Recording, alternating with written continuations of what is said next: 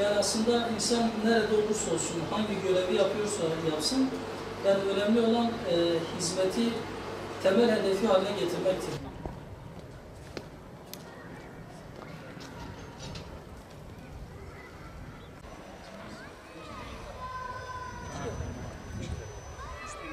Hoş bulduk, Allah razı olsun. Gökhan Bey, bizim ikinci bölgenin müdürü. Mehmet Şerif Durmaz. Merhaba Merkez başkanım. İlçe Başkanımız. Allah razı olsun, çok teşekkür ederim. Biz siyasi bir partiyiz.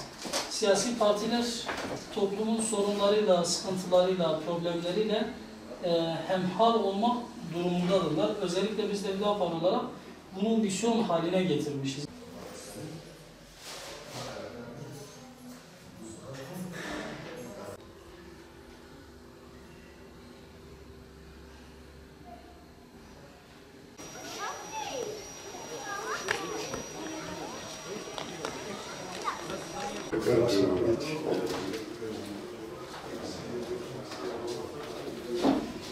Seyfettin Dayı, bizim üçüncü bölgenin Başka olsun inşallah. yönetimi. Ev bütçemden, yıllık bütçe. Jmara gotiye ve bütçede. Davleti 85 milyar ve 440 milyon THK elektrik evdi. Sadece ortak alan elektriği. Şu an pandemi sürecidir. Malum ekonomik, Türkiye'de de ekonomik sıkıntı söz konusudur. Yani halkın, bu bölgedeki halkın gelir düzeyi de istenilen seviyede ve düzeyde değildir. Bunlar tüm herkesin malumudur. Teşekkür ediyoruz. İnşallah daha geniş bir zamanda Allah'ın izniyle sizi dinleyelim ki. Selamünaleyküm başkanım, hoş geldiniz. Murat Fidalık, bizim birinci bölgenin müdürü Mehmet Şerif Durmaz. Allah razı olsun, siz nasılsınız, iyisiniz? Teşekkür ederim. Daha Murat abi çıkmadan onu da yakar.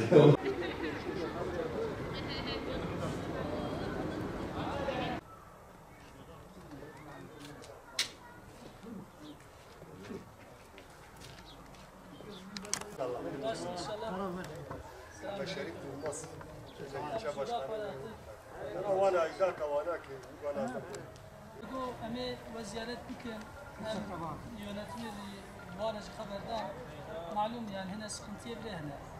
Yani gerek ev aidat alfa %23 yani zahf oran olarak zahf zede. Bu eğer zede ben yani sıkıntıya ve eğer şikayeti var bir tanıcı والله ne taraftarı bu haziyede bizme bata mecbur hatta Diyarbakır bilingar çuna meyve iptal kira.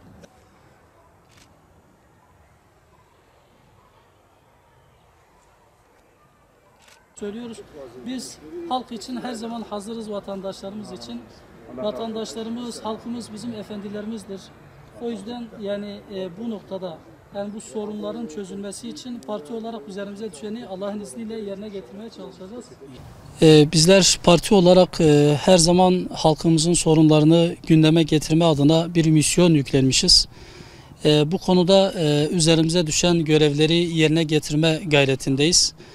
Bu noktada bugün TOKİ'deyiz. Yenişehir Kardelen Mahallesi'ndeyiz. Halkımızla bir araya geldik, vatandaşlarımızla görüştük. Özellikle bazı sorunları, bazı sıkıntıları var. Bizler de halkımızın sesi ve soluğu olma adına mesajını kamuoyuna ulaştırmak istiyoruz. Bu noktada halkımızın bizden bazı beklentileri ve bazı talepleri oldu. Özellikle TOKİ'de yapılan aidatların zamlarının çok fazla olduğunu söylediler. Aidatların zamları %23 olmuş.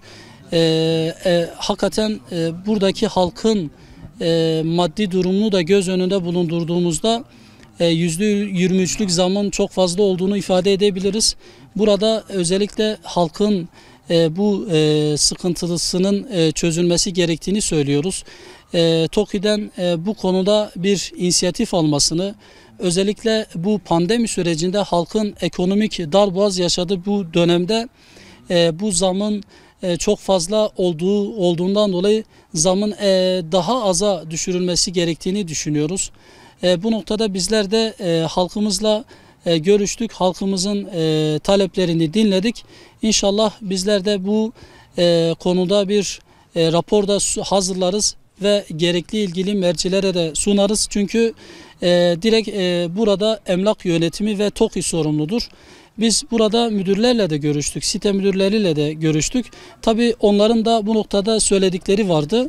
Elbette bunların tümünü biz dile getireceğiz. Bunların bu söylenenlere sarf nazar etmeyeceğiz. Bu sorunların çözülmesi için parti olarak da elimizden geleni yerine getireceğiz. Burada halkın beklentilerinden bir tanesi de özellikle halkımız, vatandaşlarımız hizmetin daha iyi yapılmasını istiyor. Yani TOKİ gerçekten 4 yıldır kuruldu ve Batman'ın güzel yerlerinden bir mahalle oldu. Yeni bir yerleşim yeri olması hasebiyle çok eksiklikleri söz konusudur.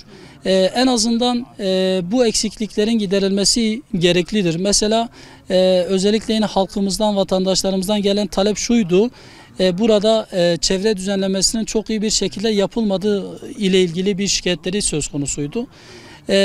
En azından çevre düzenlemesinin yeşillik alanların daha fazla olması için ilgili kurum bu noktada atması gereken adımları atmalıdır. Yapması gereken işleri yapmalıdır. Bizler de bu işin takipçisi olacağız. Çünkü burada değerli vatandaşlarımıza söz verdik. Bu işlerin takipçisi olacağız. Ve en azından halkımızın bu sıkıntılarını gündeme getirmek adına halkımızın sözcüsü olmaya devam edeceğiz.